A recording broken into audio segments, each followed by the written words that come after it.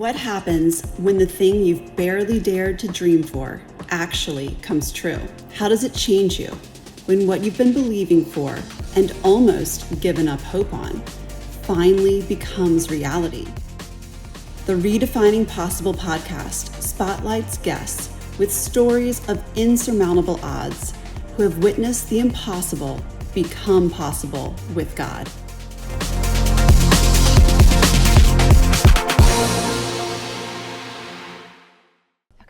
Welcome to Redefining Possible. I'm your host, Peyton Hoffman, and with me today is Lisa Stuart, wife, mother, lawyer, and soon-to-be podcast host of The Drama Diet. Welcome, Lisa. Thank you so much, Peyton, for having me here. I'm so excited for both our journeys. Oh my goodness, I'm just so excited to have you here, and just thank you for agreeing to come on and share a part of your story that looked impossible and then became possible in your life, and how that really has transformed you and just your future. I think it's just so wonderful, and it's going to impact just so many people that are listening and watching this today. But before we dive into that, I do want to start with the Drama Diet. First of all, what is it? And just how is that something that came to be in your life? Okay, well, first of all, I'm glad you asked because I happen to have my Drama Diet card deck. You came prepared. I love it. With my recipes, my exercises, everything to eradicate drama from your life. But seriously, it came to me probably back in 2010. Wow. I was a major drama magnet. So literally I would be sucking drama towards me. Wow. And I remember walking into work one day and saying to my coworker, I just wish I can go on a drama diet. And literally, this has been a work of God, I have to say, because when you ask for something, God provides. Yes. And when I wanted to eradicate drama, he threw everything at me to see, okay, let's try this drama situation. Let's try that drama situation. And so basically through trial and error, and no pun on the trial since I'm a trial lawyer, but I literally went through everything in my life to figure out how to live a peaceful life despite the drama, because drama never dies. Drama is always there. So that's how it came to be born. That's amazing. Yeah. Now take me back just a few years back when you were in your 40s. You had just gotten divorced. You are a mom of 2 boys and a girl. Yes. And there's a bit of an age gap between them. Just a little bit. A little bit. Yes. Do you want to share their ages just for giggles? Yes. My oldest is 26. Then I have a 24-year-old, and my youngest is 7. Yeah. So a little bit of a gap there. A little bit. Yes. And you had mentioned to me just off camera, we had talked about how you had this either a vision or a dream, but you had seen a little girl. Yes. Can you tell us a little bit about that? Yes, I didn't know we were. That's good. This is good. So when I was little, I always, and my mother can attest to this, I would always say, when I grow up, I'm going to have 2 boys and then a space and then a girl. Wow. And I always envisioned the girl having like blonde hair and blue eyes, and like clearly that would come from me, right? So obviously, that would be you. So fast forward, I have 2 boys and then a space, big space, 17, 19 years. And then my daughter has blonde hair and greenish, bluish eyes. So, yes. Just amazing. But when you were in your mid-40s and you had gotten divorced and you had remembered this dream of having the little girl, what was it around? What was your situation at that time? Like, did that even look like a possibility at the moment? No. That's when you insert my husband, my second husband, my current husband, and he is my soulmate. Our journey was a very long, drawn out, kind of painful journey. And actually, he was the one that would have recurring dreams, like every night, about our daughter. And he knew we were having a daughter. Wow. And I remember, because I divorced in my late 30s, and I had a couple of miscarriages in my first marriage at the end, just because it wasn't meant to be with my first husband. This is a lot of TMI, but that's okay. So with my second husband, I thought I would have to go through like a like IVF or something. Yeah, I was in my mid-40s. And we didn't even know we were pregnant. It was not planned. It was something that we weren't active, whatever. I know you have to actively do, but it wasn't like, literally, it just, I call it like divine intervention. Like God really intended for her to come.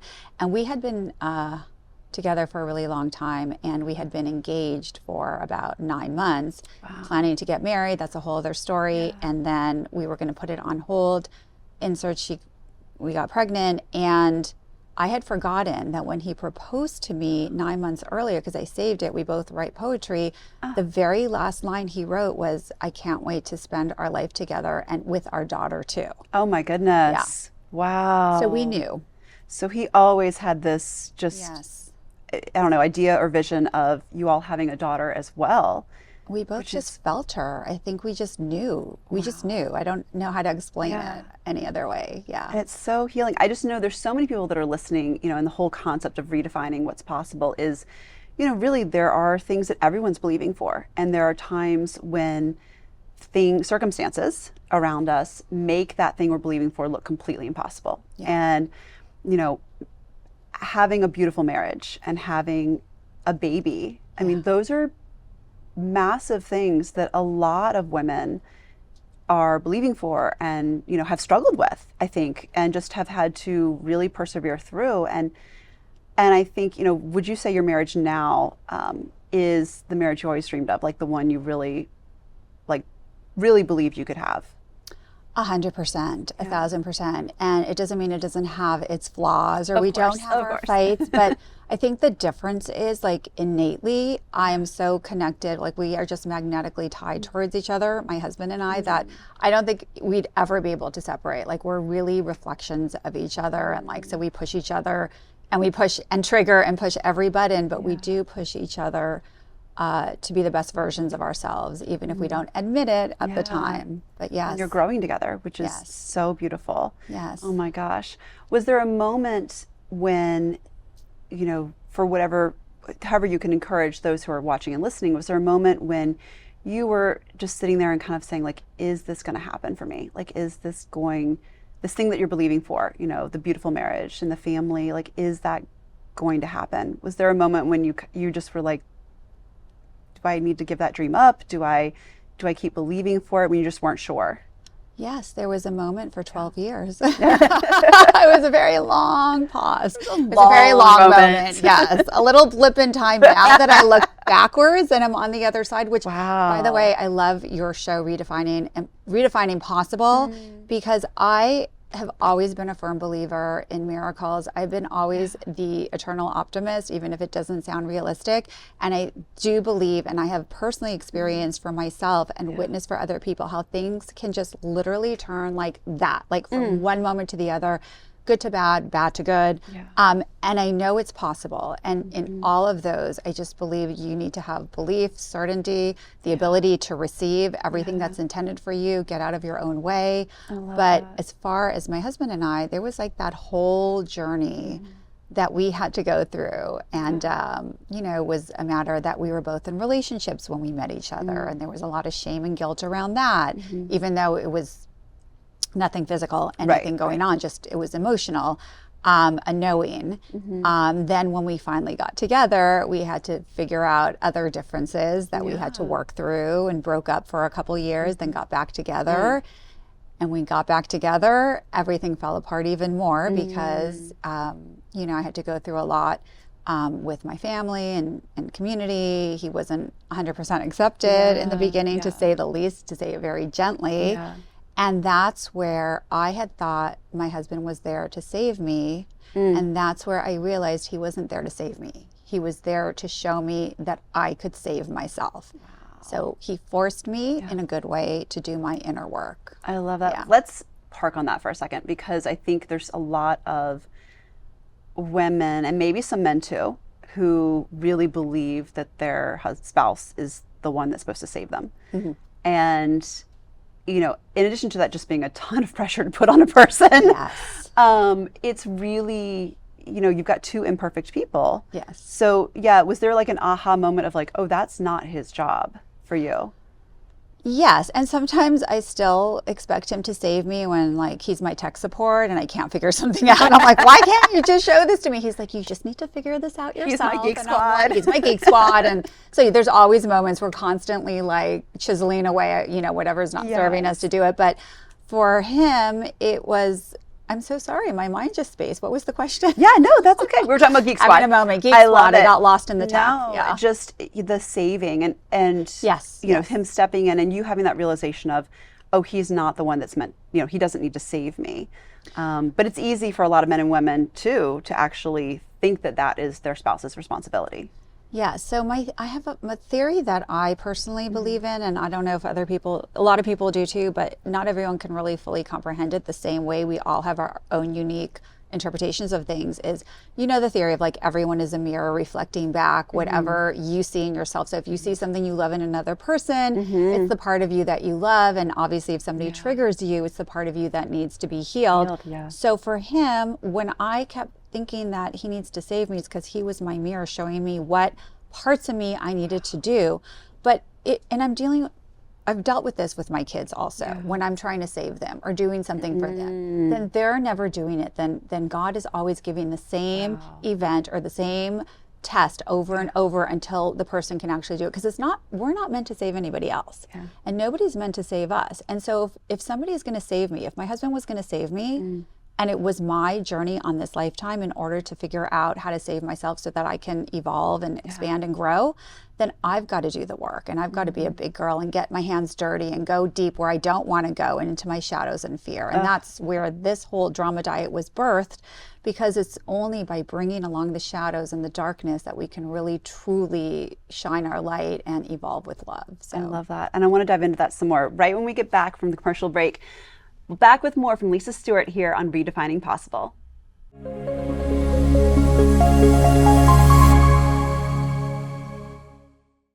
Welcome back to Redefining Possible. I'm your host, Peyton Hoffman, here today with more from Lisa Stuart. Now, before the break, Lisa, we were talking a bit about the drama diet, getting drama out of your life, and then also just you had started to touch on something that I think is really important for our viewers, just the importance of not saving anyone else, that it's not our job to save other people and it's not their job to save us. And I think specifically around relationships and marriage, I just know that that is something, I mean, I personally struggled with that when I was younger. I 100% looked to men to save me. And it's just putting something that's completely unrealistic on a person, that kind of pressure. And then also I've had men think that I was the one to save them. So it's really, I love that you dove into that and just really touched on how you had this realization that your husband was not the savior of your life, and instead he was someone that was really pointing you towards areas that needed healing in you. Yes. How did that journey like unfold for you all? Did you end up taking a step back to be able to do that healing? You know, how did that, once you had that realization of like, oh, this is not on him, what happened in that space? Yeah, a lot. There's a lot of layers. I'm going to try to unpack this the best I can. Unpack all the drama, whatever unpack you all want to share. the stuff. No, I'm happy to share everything, but there's a lot. So I had, as we all do, I have a lot of childhood wounds. Everyone has it to their own degree. That's what makes us all human on this experience on this earth. And I really had to go back to the roots of that and break generational chains and make sure that I was always the glue. At least I felt that I was the glue, having to keep the peace, you know, being the people pleaser. Don't disrupt anything, because if you disrupt it, rock the boat, then things are going to get chaotic. Well, it doesn't matter what you do. If it's meant to be chaotic, it's going to be chaotic, because that's what drama is. It's always there, right? Whether it's internal or external. And so the only thing that can really keep the peace and keep the balance is to learn how to accept it and to acknowledge it, and then to alchemize it from fear into love, or from like, you know, something negative into something positive. And so by really accepting that and kind of not attaching to it and not attaching to the outcome, and just knowing that like everything is as it's supposed to be. Yeah. Right. And everything, and just love everything as it's supposed to be. Love it, but with boundaries, you know? Yes. Well, and that's a big thing. The boundaries. Okay. Let's talk about that, because not everyone has good boundaries. Let's discuss that a little bit. Yes. I love with where you're going on all this, by the way. So yeah, I mean, those are specifically in relationships, in, you know, maybe with family, maybe with marriage. What are some boundaries that maybe you had to realize? A lot. Okay, good. A lot. No, this is great. I mean, I'm very close with my family, but we've had to go through a whole thing. There was periods of time we weren't talking. weren't happy with my choice of my husband for various reasons. My ex-husband turned my boys, he was trying to do parental alienation. And I just remember during this period of time, my friends were like, why are you still with him? And this is 2016, 2017. Right. Why are you still with my current husband? We weren't married yet.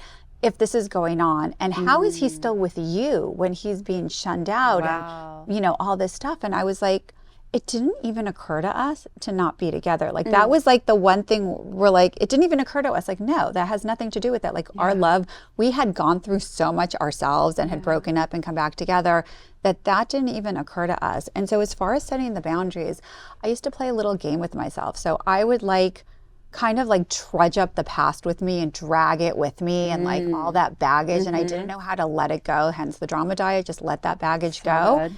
And what I learned was I kind of tricked myself into saying, okay, well, if the past is a reflection of where I am now, then the future is going to be a reflection of where my energy is now. So wait, I didn't say that right. If my past is directing where I am now, then my current energy is going to direct where I am in the future. But in order to change my situation in the future, I have to change my energy now, because all we have is the present. We can't go back or a future trip forward. So if I would play these games, so in order to let go of the past, I would trick my mind and say, well, that didn't happen.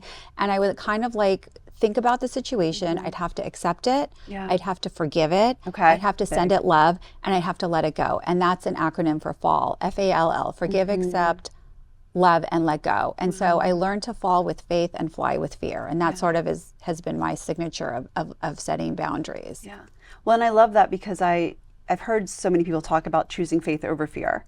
But you talk about falling with faith and flying with fear. And when I saw that, I'd written that down for me. And when I saw that, I thought, I'm not sure if I understand this. Explain it again. Explain it. I would love to explain it. Okay, that's, I think, chapter 11 of my book coming out. First time I've heard someone say that. Yes, because I think I created that. I made that up. It was my life. Okay, so I have an acronym I use that in order to fly and elevate and raise your vibration and be in the energy of love and embody light, you've got to fly. And fly, I love acronyms. I love it.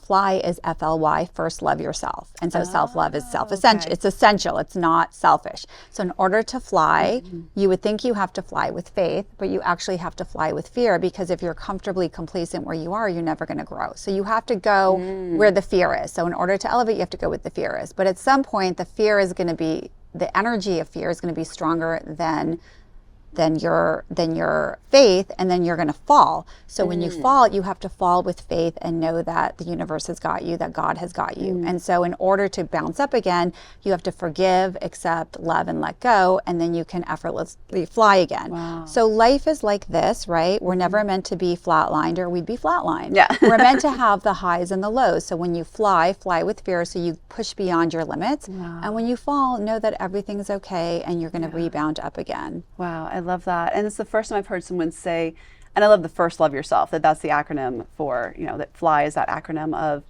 of self-love. And I think that's, even just that in and of itself is transformative for, I would say, a lot of women, honestly. Maybe some men too, but I know a lot of women that were givers, were nurturers, and understanding that, hey, loving yourself is not selfish. I mean, that's a big statement. That's huge for so many people. Is that something that you instinctively had your whole life, or it kind of sounds more like that was something you realized? You had a moment for that. Yeah, no, Guilt was my middle name. No. Lisa Stuart. Lisa Stuart was my middle name, right? So no, I felt shamed if I had a moment of peace and I just relaxed. I felt like if I wasn't busy did not equate to being productive, right? Wow. So I always felt like I had to prove my worth, prove myself. Self-love was not some. Let me backtrack. I loved exercise and I loved self-care, but that was to make me feel good. Right. But it would never take away, it would never give me fully internal peace. I would get glimpses of it, but I didn't really understand the meaning of self-love, meaning that it's okay to say yes to ourselves without guilt, and no to others without fear, and to just set loving boundaries. That took me a minute. Well, and to rest. I mean, it sounds like, you are a go-getter, I am a go-getter. Yes. So this is, I was talking with somebody earlier and saying, as women, we can, and men too, we can have trouble resting. Resting can be a difficult thing. And that comes with the self-love, is also just saying it's okay to rest in this. And it's okay to not do and go. And especially as a wife and a mother and a lawyer, I mean, everything in your life was and still can be doing. And so what a big moment to step outside of that and to just be. And to be able to have that, hey, I'm good just being Lisa. Right. And, you don't have to have those other definitions to just the self-love of, hey, I'm okay just right where I am. Right. So I think that's tremendous, honestly. Did your husband help with that at all? Or did he have his own moment of like self-love that he sort of realized as well? I want to so touch upon that, because no, he did not. But one little thing I just want to add, if I can, please. is in one of the reasons I didn't want to rest is because when you rest, you're quiet. And when you're quiet, that's when everything hits you. All the insecurities, the judgment, the doubt, everything you don't want to listen to. And so busy for me shut out all the noise. So that was also a reason I was avoiding resting. No, that's massive. And that actually, I think that's the reason a lot of us, what are we going to hear when it's quiet? Yes. I think that's going to resonate with a lot of viewers on, hey, if I'm doing and I'm going and I'm productive, there's achievement and something's happening. But if I rest and I'm not doing, then what am I? And then where's that? I think it's a question of the worth and the value of yourself in that. And I love, it takes courage to face that, just like you're saying, and to say, okay, I'm scared of what it's going to look like when I'm not doing anything or defining myself by doing, when I'm just resting and I'm just me. I mean, that's a fear to face. 100%. Yeah. As much as I could run on the treadmill, you can't run from yourself. No. You can try. You can try. It doesn't work. Have a society that I've tried. Doesn't work. Yeah. We have a lot of people that try in this whole. Yeah, it's true. And it is an instant gratification society too. Yes. We are living in an instant gratification world where everything happens so fast. And so just I think that concept can be really tricky, and it feels countercultural too. Slowing down has a bad stigma attached to it, which is counterintuitive to our own self-care. And I feel like there's a movement of people getting back to that, knowing that resting is not laziness, but rejuvenation. So needed. It's so good. Yeah. I want to touch on the kind of aha moment that your husband had in that as well. But right when we come back, more from Lisa Stuart today on Redefining Possible.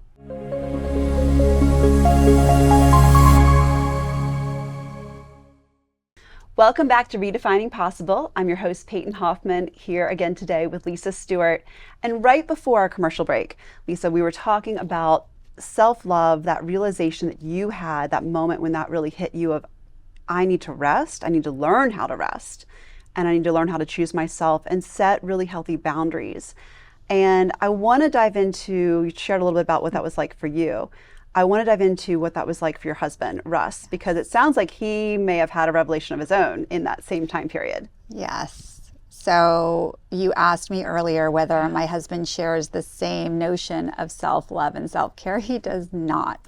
He makes me look lazy. He is such a doer, nonstop, goes 24/7, full throttle, like just... He gets things done. He doesn't think, he thinks for 2 seconds or a half a second, and then he's like, action. Yep. So there was a time last year when he was super extra busy and productive. With his business, and he was running for city council, then he didn't make it, then he ran for school board, and he was just going. I qualify that as busy, by the way. I would call it productive but busy. Yes, I like your definition. I will concur. Yes. So he was so, like, I said to him, this is not sustainable for you. Like, you are not taking time for yourself. Like, I'm going, like, go get a massage, go work out, go take a walk around the block. And he's like, I don't have time. If I take time away, it's not going to get done. And he's a one-man show, and he's very good at what he does. So I kept telling my best friend, like, he just needs to stop. This is not sustainable. And I promise you, I kept doing this. He needs like a jolt to his system, a jolt just to stop him in his tracks. And sure enough, he got a jolt to the system, unfortunately, in November of last year, and he got hit by a car that He was a pedestrian. He was a pedestrian on the sidewalk with our dog, and he ran on his whole platform. He ran on with safety for the city, and we were at a city event, and he got hit with a car going over 60 miles per hour. A carjacker stole a car and then hit him. It was a hit and run, carjacking hit and run. And so basically, the doctors were like, he shouldn't be alive. He shouldn't walk away with just broken bones. I mean, I'm not minimizing it. He had 9-hour surgery and he, is still in pain and stuff, but, he hides it. But he should not be alive. And then he had always been like, he sort of believed in God, I think. I mean, he believed in the universe. He believed in energy. He believed in his own spiritual, whatever he believed in, not really attached to any religion. And he says he woke up in the ambulance and he knew God saved him. God was with him. Wow. He found God. Like, he literally found God. And so, well, you would think that would slow him down. It slowed him down somewhat. He's definitely been able to play more with our daughter and experience joy and not be so I mean, he's still maybe this much less, but it has definitely opened his eyes to that. Yeah. And what was it like for you in that moment when he had the accident? I know your dog was impacted as well. The dog is fine. Yeah. But from what I remember, the car hit him and like threw him. Oh yeah. Quite a distance. And then you got a call. Was it from your son? I don't remember who called you. We were at a city event, and it was like a holiday city event where they closed the street off. And I hadn't talked to, like, he had taken the dog down. It was very crowded. I took my daughter towards the stage area. It was very loud. And I remember like telling her, okay, let's go find Daddy now. And I was calling him and texting him and he wasn't answering, which is so typical of him, like nothing out of the ordinary. So that was not a red flag for you. So typical. Okay. But something inside of me, I knew something was wrong. And I have friends that I would run into there and they said to me after, you knew something was wrong because you kept saying like, something's off. And then I got a call from somebody in city council and they're like, there was an accident. Oh my goodness. He was taken to the hospital. I have your daughter. And it was only a block away. Oh, Lisa. So I walked there with my daughter and that scene was just like, and it was pretty bad. It was pretty bad. I won't lie. And there was a food cart guy. There was he was buying something from this vendor and there was a little boy that was selling it with the mother. Yeah, he kind of he saved the kid because it would have gone for a bit plowed. And my husband's a big guy, which still the doctors are like, you're Superman, like how you survived. And he broke the wall of the bank. And the whole thing was just like, with his body. When you say he broke the wall, he broke it with his body. With his body, yes. Which was thrown into the air into the wall of the bank. Yes, after he got plowed and thrown up in the air. And anyway, so he did. It was like, I said it was meant for him because he had left and then walked back towards that. So I said, I really feel like it was meant for him. And he has a purpose in this lifetime. And it was sort of like, this is what you need to do, but this is how precious life is. And this is what you need to do with your life. Yeah. How did it sounds like it definitely changed and transformed his view or belief of who God could be. How did it change anything? Did it change anything change for you? I mean, you grew up Jewish, and so like, you've always believed in miracles. Did anything with Russ's accident, did that change anything for you in terms of just God is real and God is tangible? Or did you already have that maybe? I always felt a close connection with God. I sort of like I never deviated from God per se, but I changed my relationship with God. Yeah. I always thought God was more conditional love, and now I just feel that God is unconditional love. And that was really, really a big thing for me. Wow. That changed. Yeah. Well, and it sounds like maybe going from religion to relationship too. That's a good one. Yeah. I mean, I hear that a lot for folks just kind of being like, I knew like the structure and the prayers and you do things because you feel like you're supposed to, but just then all of a sudden being like, oh, wait, this is different. This is something very different. And clearly your husband is a living, breathing miracle. Yes. And, that changes things. Yes. For you and for your family. And, I love that it sort of gave him this revelation of, hey, maybe priorities. Did it help him with priorities a little bit? It definitely did. I feel like he's more present now and like hopefully doesn't stress about the little things so much. One of the big takeaways that he got from it that I thought was amazing was he's a very logical person. So you know how he always says women are emotion-based, men are logical, but when some catastrophe would happen in the world, he would always like say, people are sending thoughts and prayers. That doesn't help. We need action, because he's very action oriented. I can't tell you the outpouring of love and faith and prayer from our entire extended community and people we like from around the world. And he would say, I always thought thoughts and prayers was just like a thing. He goes, I felt everyone's thoughts and prayers, even from across the world, and that saved me. Wow. So I think that it's that I have chills now. It's that I do too. That, My like goodness. That prayer. Yeah. I have chills. Prayer really. It's just, I think it changed both of our relationships, because I pray my whole life, but now I pray with meaning. Yeah. It's different. It's different. So I think it's true. And I love Russ's just understanding of that, or even just his commentary on, I always thought, thoughts and prayers, because it can seem like such a flippant thing, like thoughts and prayers with you. And people do use it casually. Yeah. And it's not a casual thing. No. And so I think just that understanding of, oh, if I say I'm praying for you, I'm actually praying for you. And this is something that it matters and it means something. And just to know that you all were on the receiving end of that, and he felt that and you felt that. Yes. And just, how was community just so impactful for you in that time? I think the first night I had over 500 messages on my phone from people, and he had, I don't even know how many. And I was just like, we were both blown away, because I always grew up in a very loving, supportive community, but this like even extended past it. And it was just, it showed the kindness in people. It showed the goodness. And unfortunately, sometimes it takes an unfortunate event to bring that out, but it just like really almost like not restores your faith in humanity, but you really know like this is what really matters. Nothing else matters. Yeah. We all just need to be there for each other. Well, and I love that, in a crisis, you can see the best in people. Yeah. I mean, you can see the worst in people, but you also, whether it's, LA fires, whether it's Russ's accident, whatever the crisis moment is, it can bring out the best in people. Yes. And I love that that's what you received from everyone, that you received the best, that you received the prayers. Yeah. And it really transformed things, for him individually, for you individually, but also I think for you all just together. You'd already been through so much. Right. But just what an amazing moment to feel everyone surround you and just really support you and lift you up in that moment too. Yeah, especially we live in such a divisive community, and my husband can be a disruptor in that. So we're in Los Angeles. Cringeworthy, right? It's all good. It's all good. But like, really, like as diverse as everyone is, we're really all united in our differences. And so it's so nice to see that. And that really transcends, love and kindness really transcends all the other stuff. So beautiful. Respect. I mean, I think just at the end of the day, it's respect and it's honor. And like you said, it's love. Yeah.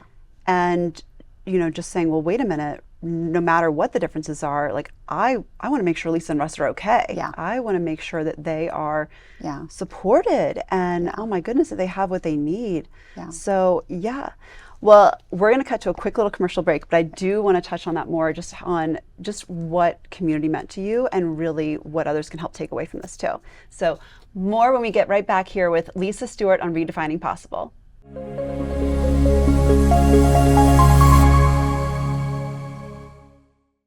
Welcome back to Redefining Possible. I'm your host, Peyton Hoffman, and with me again here is Lisa Stuart. Lisa, before the break, we were talking about your husband's accident and truly that he is a walking, talking miracle, which is incredible. And your daughter is a walking, talking miracle. You have a few miracles in your family and in your life right now. Yes. Tell me about how just that moment when you had your daughter and you realized that everything that you had seen from the time you were a little girl, of your family, the 2 boys and a space and a girl that you talked about earlier, that moment when that came true, just what did that change for you in terms of just what you thought for yourself, what you believed could be possible for your life. I mean, how did that transform things for you? I have always been a firm believer in miracles. Yeah. And I have also forgotten that in moments when I've had major limiting beliefs and things in my life that I forget. We forget who we are. Yeah. And we forget what we're possible, Yeah. what is possible for us and Yeah. what we are capable of having Absolutely. if we allow it to receive. And so honestly, I kept saying she's immaculate conception. How did this happen? And I'm like, really, like it was just, I had no idea I was pregnant. No idea I was pregnant. And she really is the miracle. And then I knew it was a girl before they told me, because I knew this is her. Yeah. And I was older in life. You know, we had a few little complications. Thank goodness she came out totally healthy. Very strong-willed girl. She was supposed to be my easy one. She's a force. That's good. But it just, I know things can come true. And like, she was also the turning point that brought my family back in, that brought my family back. So now we're all super close, and if we wouldn't have gone through what we went through, I feel like there would have been a lot more barriers. Wow. And it sort of, it unshackled those generational chains and released them, because I don't want my children to go forward in life carrying those chains with them. And so it really restructured the relationships that I have with my mom. She's always been my best friend, but now she's really my best friend. My relationship with my father, my relationship with my children has never been better. But we had to go through that darkness and that horrific time in order to get through the other side. And sometimes we can't see the light that is meant for us because we are so stuck in that darkness. And that's where the miracles occur, in the darkness. So like a child in the womb, it's dark in there, right? It's dark in there, yeah. And it's, and just the amazing, the perseverance of faith that you had to believe for her. Because really, she's the first miracle. We've got Russ, the fact that he's alive is a miracle. But also just the fact that you believed for her from the time you were a little girl. I believe for her. And in fact, I think I shared this with you when we spoke off camera. I had some issues and I had some surgeries. I had a lot of surgeries from stress. My doctors told me it was all from stress, and that was pre-divorce. So I had really thought that I wouldn't be able to have another child. And then at some point, my doctor in my early 40s had said I was having some issues. I hope this isn't TMI, but he was like, I think we should do a certain procedure. And I was like, no. And he's like, but you're not going to have more kids. And I had, that was between Russ 1.0 and Russ 2.0. So that was when we were on our break. Broken up, yeah. But we were on our break. But you were still believing for this little girl. Still believing for this little girl. I wasn't with him. And I said, no. And he's like, but you're not going to have more kids. He delivered my boys. And I was like, I didn't say anything. But inside I knew. Wow. I knew. And I didn't have it, and then here she is. So I really, one thing is, and I'm not a doctor, and I'm not I don't know what holds for the future, but I have witnessed, even just in my law practice, women in their early 40s that were told that they couldn't have children, that miraculously got pregnant on their own in their early 40s. And this happened around the time we called ourselves the fertile firm. Like, I don't know, it was like, there's something about it. I don't know, but the law firm, but like, it's miracles happen. So I do believe, I'm one of those people that do believe in miracles. I don't care how old you are. I don't care what your situation is. If it's meant for you, it is going to be for you.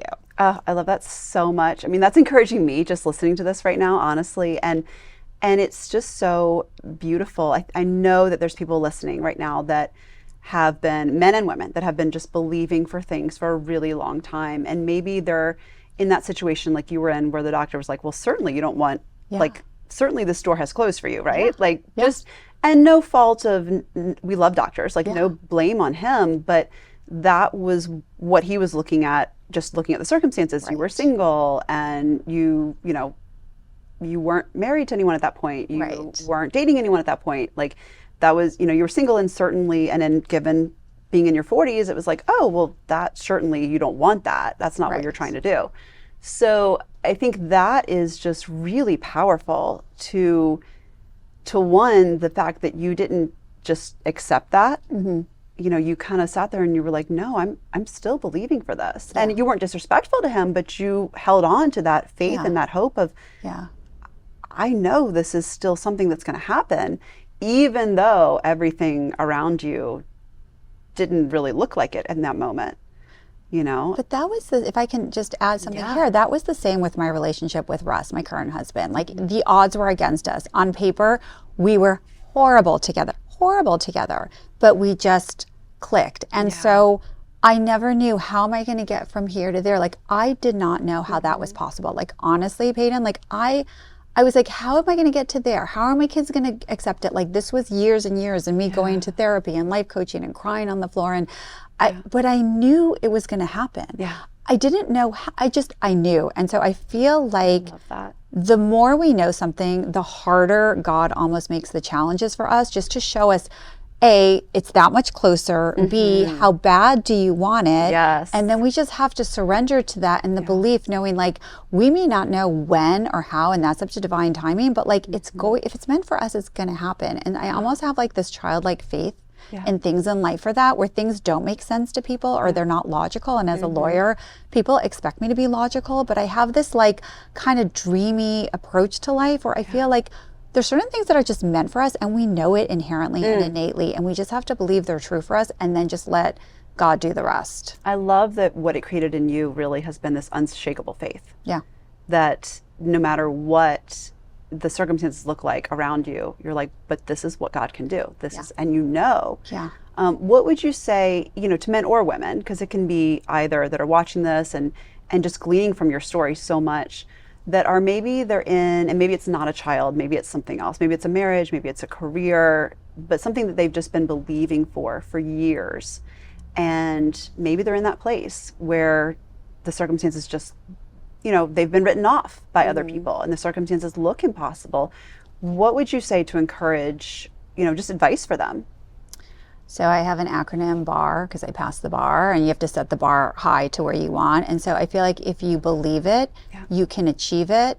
But the key ingredient is to allow yourself to receive it. So believe, achieve, receive. Like we all, like, we know what's meant for us because we feel it inside. And if we feel it inside, that desire is meant for us. And so we just have to believe that we are, like, it's right there. Everything we want, we can have.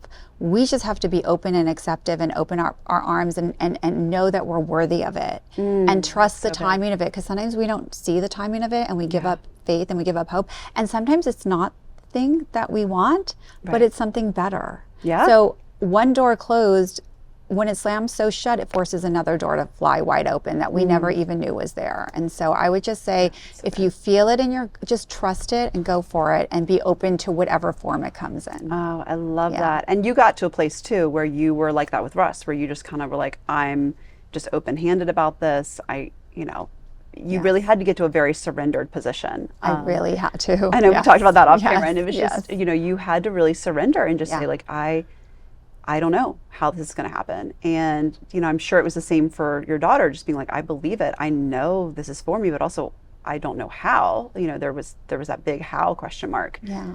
And I love that maybe there's so many people listening that are in that place of, I believe it. I know this is for me, but also they're facing that how, you know, of just, and how can shout loudly. Yes. How can shout loudly, or it can just be a quiet whisper inside you. I think you just have to follow those breadcrumbs and just follow like the little, you'll get signs and synchronicities from the universe. Like it happens, and you just have to keep going with faith. Just keep believing, not blind faith, like, oh, do anything, but just know, like, accept all the shadows that come along with it and just be like, accept everything as it is and know it's all for your higher good and trust it's all working out for you. Oh, I love that. I love that. As we wrap today, is there anything else you want to share with our audience? Anything that's kind of coming on the horizon for you? Oh, I'd love to. So my book is coming out. Yes.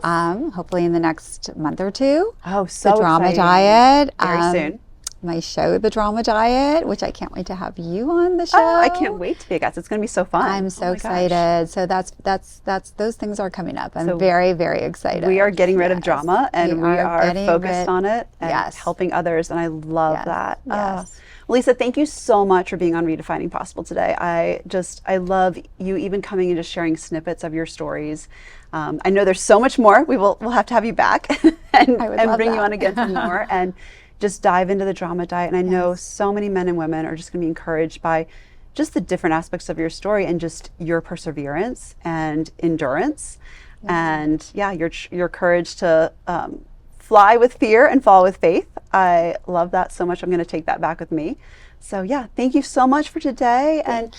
Thank you all so much for joining us today on Redefining Possible. Until next time, I'm your host, Peyton Hoffman.